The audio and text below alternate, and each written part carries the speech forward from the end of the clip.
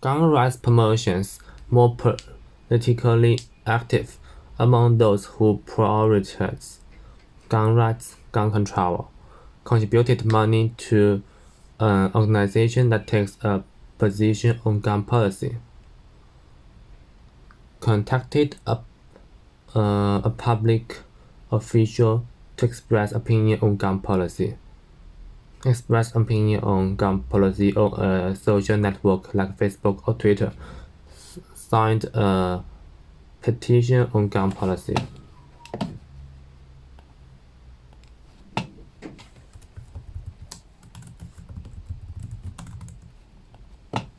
Petition. Small improve. Those who are connected about the right to own guns are more likely to be politically active. The public sees both parties as being supportive of their views on gun control, gun rights. Conservative Republicans are more concerned about their rights to own guns, and liberal Democrats are more likely to favor stricter gun control laws. Although few interest groups have been as successful as the NRA, most well-organized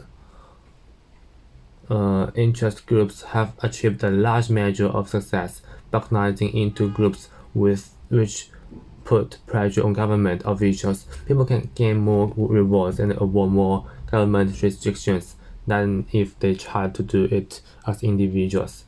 With this principle in mind, business interest groups have multiplied in recent decades so that most major trade businesses and even professions have their hobbyists in Washington. There are influence lobbyists representing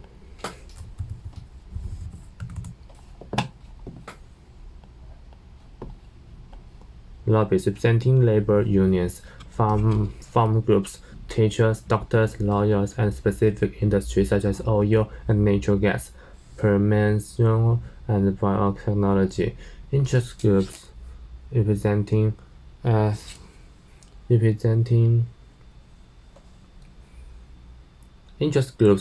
ethnic groups such as African Americans, Native Americans, Mexican Americans, and Jewish Americans have also expanded.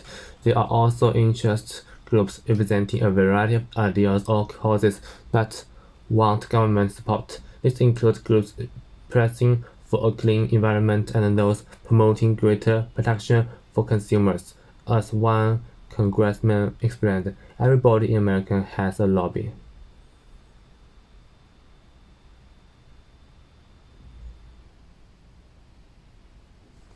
The political tendency of recent decades is for the size of the government to bring about an increase in the number of sides and interest groups, and for the greater demands made on the government by interest groups to increase the size of the government.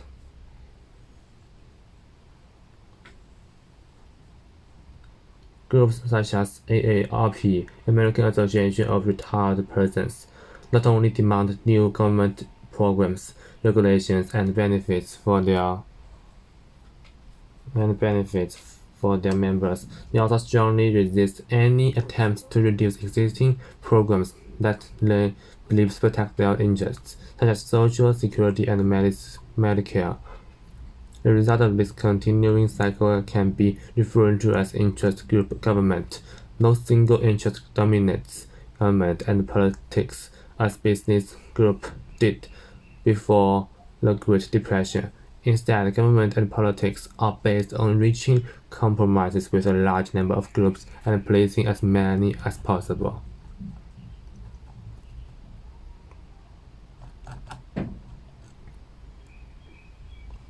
The new individualism, interest group government. Interest group government can be seen as expressing a new form of American individualism. Unlike the old frontier or business individualism, individuals do not claim to succeed on their own, but rather by forming groups to influence the government. Still, it is individuals, their rights, their interests, and their ambitions, not those of their attention. The interest group is no more than a tool to achieve the goals of the individual by influencing the government.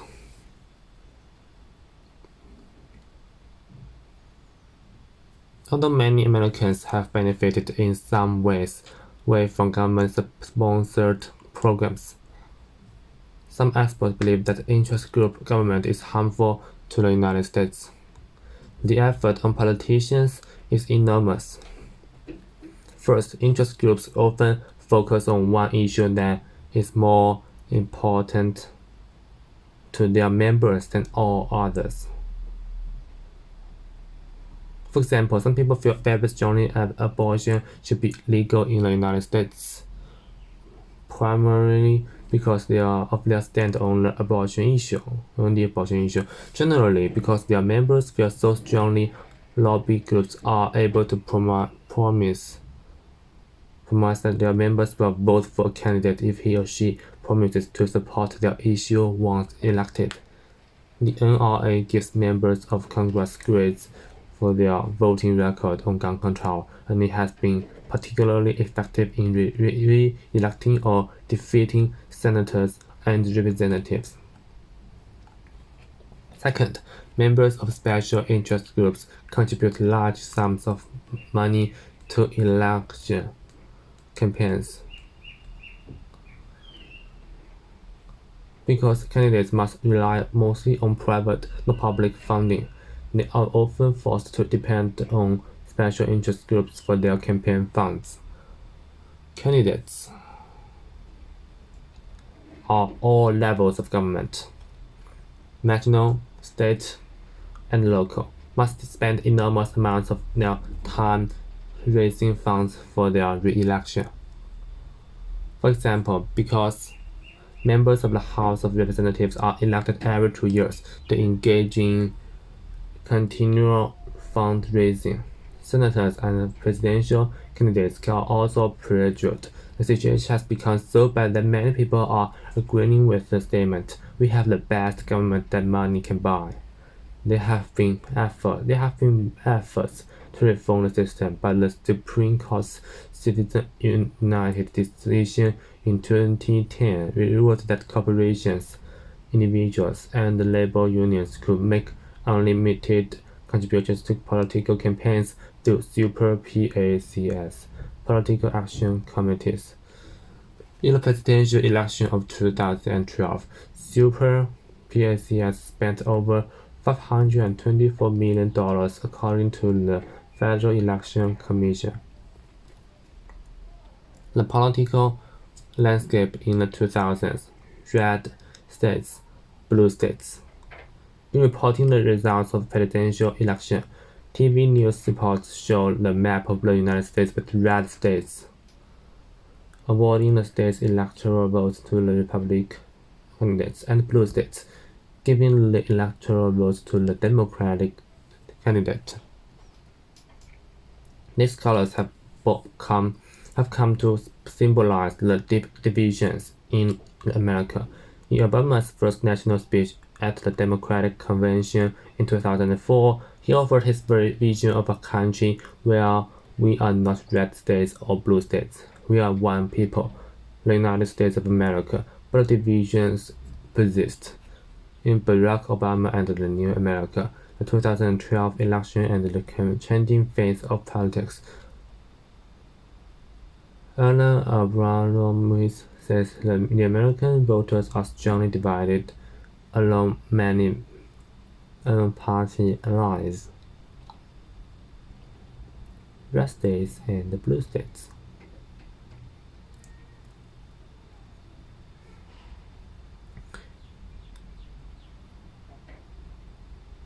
In an unusually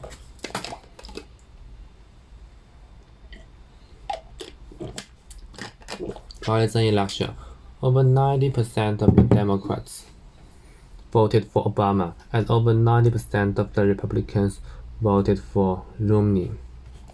Even the independents, now about 1/3 of the electorate, were split 50-50 among Romney.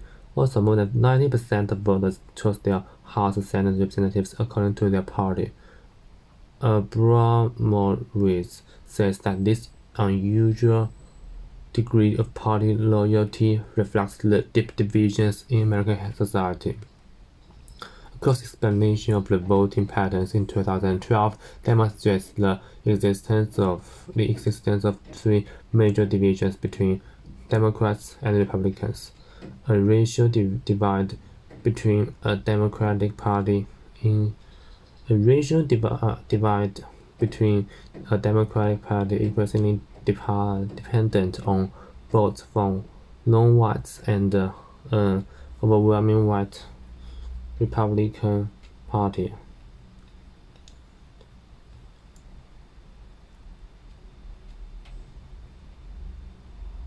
An ideological divide over the role and size of government, and a cultural divide over values, morality, and lifestyle.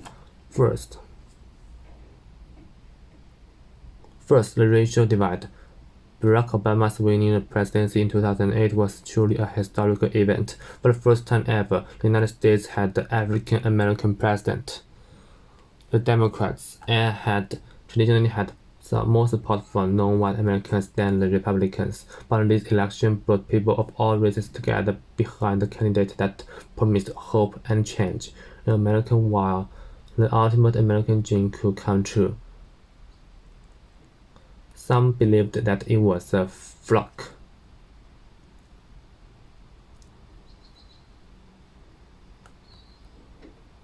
Something that happens only by chance or luck, but Obama captured the imagination of millions of Americans.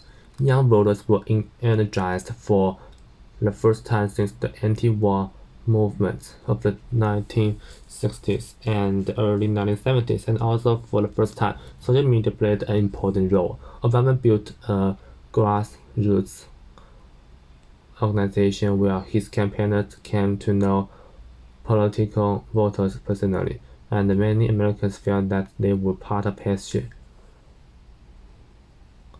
Well over 1 million people stood outside in the freezing weather on the Washington, D.C. Mall in January 2009 to watch Obama's inauguration on huge TV screens. Obama's re-election in 2012 proved that his winning in 2008 was not a fluke. Obama lost a number of white voters, but his coalition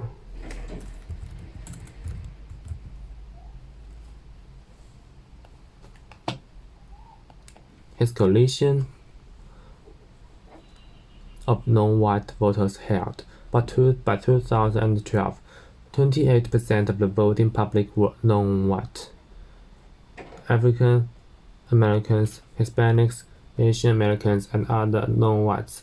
Republicans were greatly surprised by Obama's victory and realized that it reflected a new reality in the United States. In spirit, the country has already become a multiracial, multicultural country that the demographer predicted for 2050. We do not have to wait 30 or 40 years to see the practical effects of being a majority-minority country. The demographic shift is already affecting elections. The Republican Party is in search of a new direction because the Republican Party hopes to attract new voters. It will have to appeal to Hispanics, African Americans, Asian Americans, and all other non-white voters. The color of the election map is also changing, as Democratic Hispanic populations in states such as New Mexico, Colorado, and Nevada are starting to turn these red states blue. Second, the ideological divide over the role and size of the national government.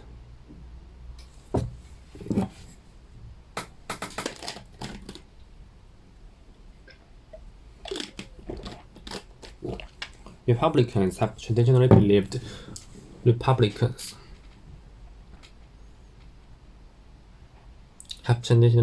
that big government is not only inefficient, it also endangers individual rights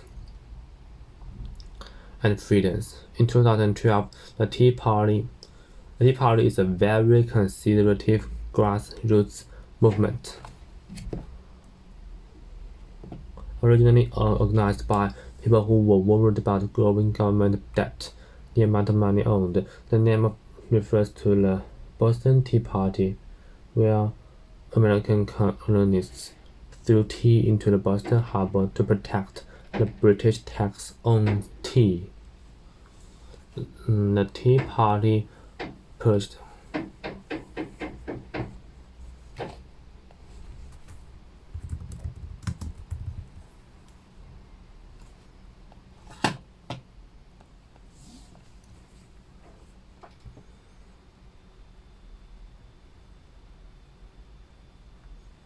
the Republican Party more to the very conservative right, insisting that government spending is the cause of all economic problems and demanding severe budget cuts. Romney campaigned on a plan to reduce huge budget deficits through significant cuts in social programs, the elimination of many health, safety, and environmental regulations, and the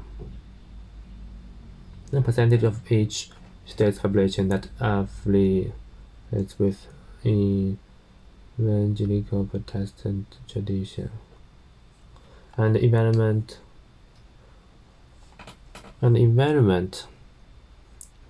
regulations, and the repeal of the Obama Health Care Law.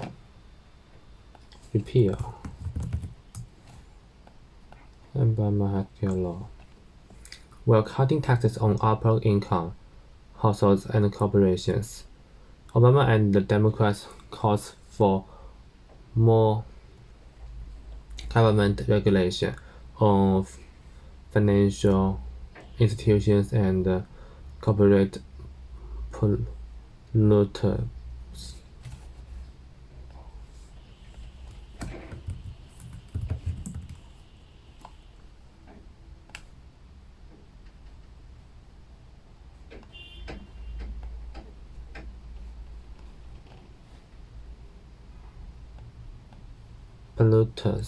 Higher taxes on upper income Americans to fund social programs and full implementation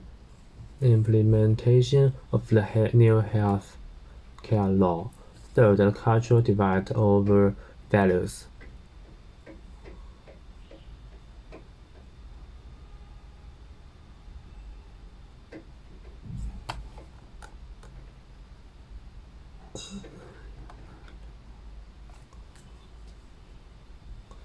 Over values, morality, and lifestyles. Republicans have increasingly built an alliance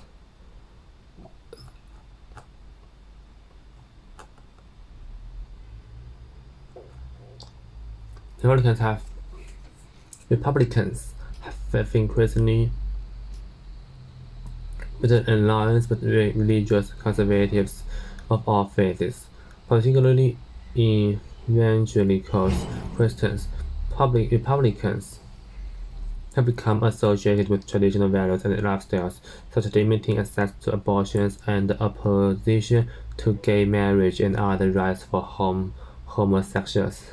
They have also been against some birth control methods, including the morning after pill.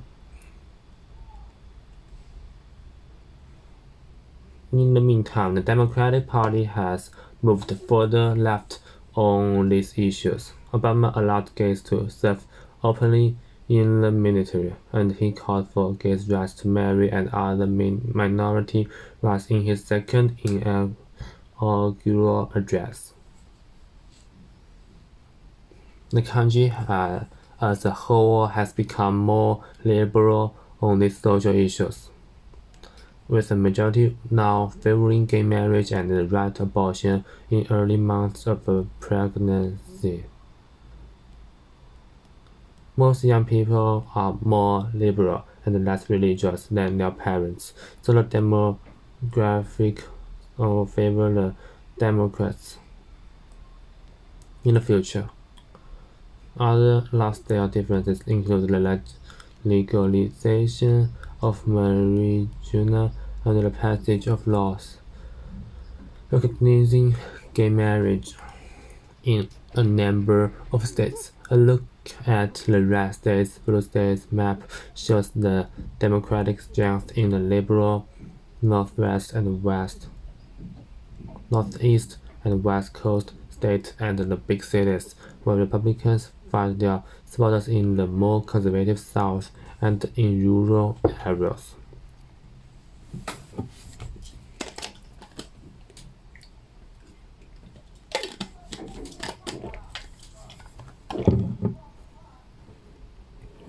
Finding the way forward, both the Republicans and the Democrats truly believe that they have a roadmap that will lead the United States to a safe and prosperous future.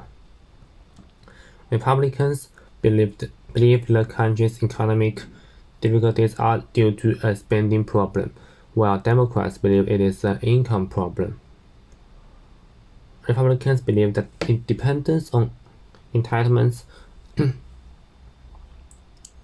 seriously weakens individual freedom and responsibility. They believe that Americans are living beyond their means, borrowing money they need to run a larger and larger government, and creating a terrible financial burden for their children and grandchildren. Democrats are concerned about the widening gap between those who are very, very wealthy and those who are very, very poor. They believe that the government can protect individual freedom by passing laws that ensure equal access to health care and jobs for all Americans, and by showing the way forward with government programs that will engage private businesses in cooperative projects to rebuild needed infrastructure, roads and bridges, and create partnerships between schools and businesses to provide an educated workforce for the future. In our divided political hurt, the battle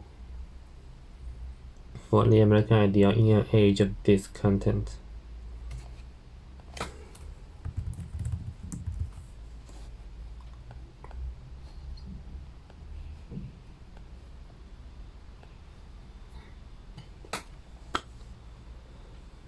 E.J. Dayano, Jr. urges Americans to look back at their history to understand who they are as a people.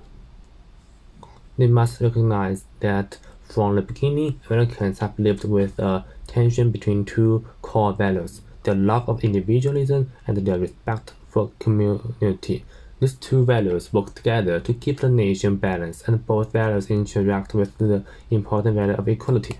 Obama has spoken about this need for balance between the individualism of private business and the community of common government.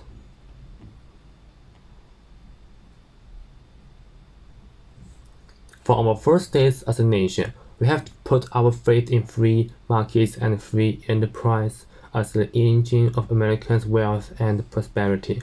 More than citizens of all other countries, we are rugged individualists, a self-reliant people with a healthy skepticism of too much government.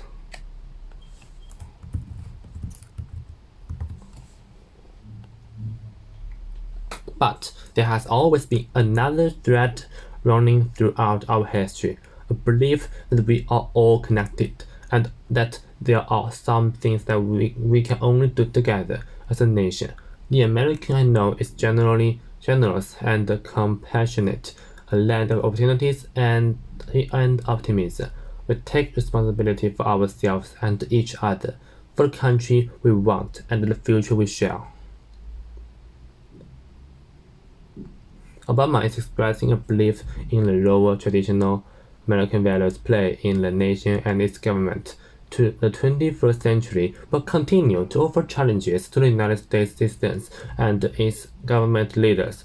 Hopefully, the six basic cultural values, individual freedom, self-reliance, equality of opportunity, competition, material wealth, and hard work will continue to guide and direct the United States and its people in the future.